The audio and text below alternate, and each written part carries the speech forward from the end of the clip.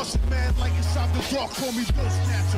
Just the brother for the rapture. I hang glide, holding on strong, hard to capture. Extravagant, resurrect the track and it's militant. And I react like a garden and start killing. It's manifesting. The God's work like appliances, dealing in my sleep like a lot. Yo, what's going on, everybody? It's your boy Naruto Explain here, bringing you guys another Boruto Naruto Next Generations discussion on the fallout from Boruto Chapter 70. And today, I want to bring up the major elephant in the room right now, which is now that Ko's gotten his limiters off and his power level shot up beyond that of Jigen, we have a new deadly trio that exists in the Naruto world, and they might be the most formidable trio that has ever existed in the Naruto universe, which is the cyborg trio of Ada, Ko without his limiters, and Daemon. And I also want to talk to you guys about the foreshadowing for how this trio will be defeated. In the past, we've had monster trios in the Naruto world from the legendary Sani members, Jiraiya, Tsunade, and Orochimaru. Then you have the students, the legendary members of Team 7, Naruto, Sakura, and Sasuke. However, this new trio is one that takes the tag team titles away from the War Arc versions of Team 7.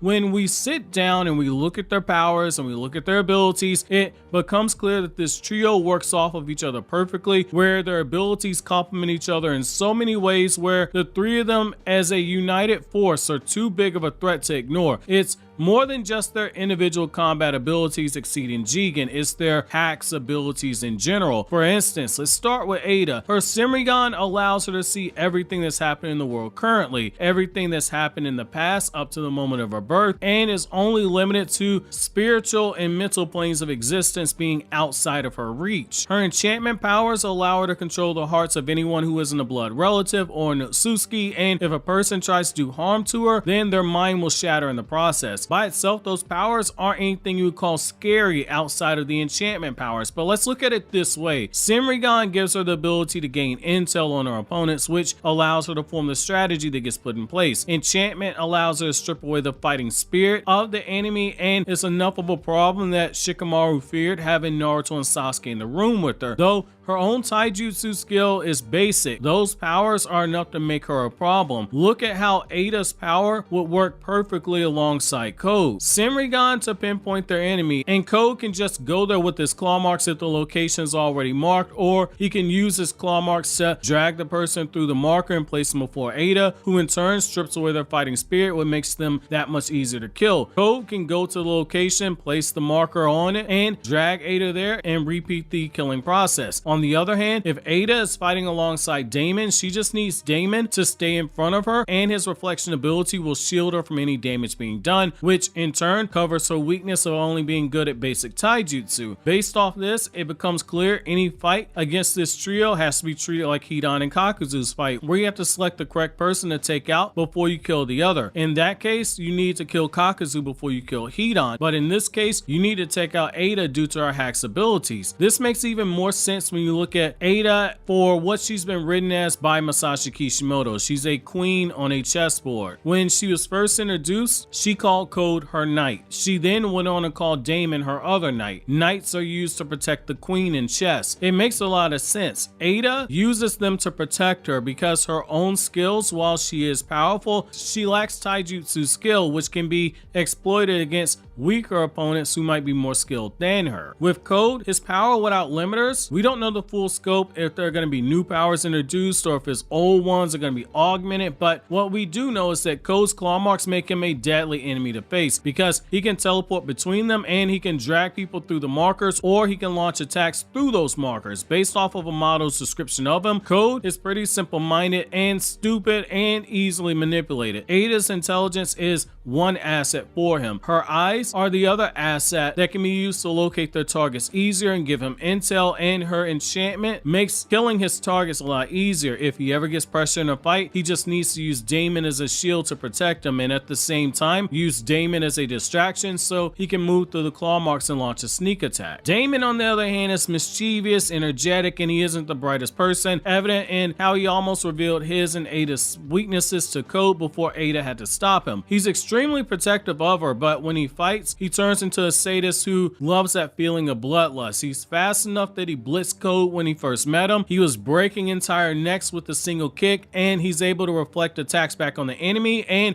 As a reminder, it isn't just limited to physical attacks either. Just the mere thought of a killing attack causes that attack to be thrown back at the person. Daemon needs Ada there to keep him in line, which is pretty obvious given the writing, but his powers are even scarier when you consider that someone like Code can use him in battle as both an asset ally who provides both defense and support by reflecting attacks, which then in turn causes those attacks to become offensive attacks at the enemy. If his reflection ability is not used for whatever reason, say somebody figures it out, he's fast enough that if he coordinates his attacks with Code, where Code is dragging him through the claw marks, you might as well be fighting a little hell-raising blue-haired teleporter who has enough power to break your neck with a single kick. Their powers and personality traits, they play off of each other so well, which makes fighting the three of them as a unit that much impossible. There isn't anyone who can stop them, which means that picking them off in order and separating them is going to be your only option, which means that this is something very ironic. Naruto and Sasuke were viewed by Momoshiki in the Boruto movie novelization to be too much of a problem to be allowed to fight together in sync with one another. He felt as if he could win fighting against either one of them 1 versus 1, but when they fought 2 versus 1, it wasn't the same as 1 plus 1. It was something different entirely, which is why he repeatedly tried to separate the two, but he couldn't accomplish what Kage and Isshiki did, which is separate them. Now, Konoha is on the other side of a battle like that, where this trio isn't a 1 plus 1 equals 3. It's almost like 3 to the 3rd power, which is much bigger than anticipated. So given how high the stakes are, how exactly can you take them out? Honestly, it's gonna have to be internal based off what we know right here, and there's foreshadowing for this. Nobody as they are in Konoha right now can take them out, which is why the internal conflict might be the key to this group's downfall. And again, it's not as crazy as you might think. The foreshadowing's already there, and I'll explain it to you now. When Ada first met Code, her alliance with Code was always conditional. Condition number 1 was to allow Ada to kill Amato, and condition number 2 was to have Code bring Kawaki to her to be her princess she fell in love with. Once those 2 conditions were met, she has no loyalty to Code, and she's made it clear with or without limiter, she or Daemon will kill him. However, Code isn't the only one. You also have Daemon. Ada was extremely hesitant to wake up Daemon when the time came for him to be released. She was very against that idea.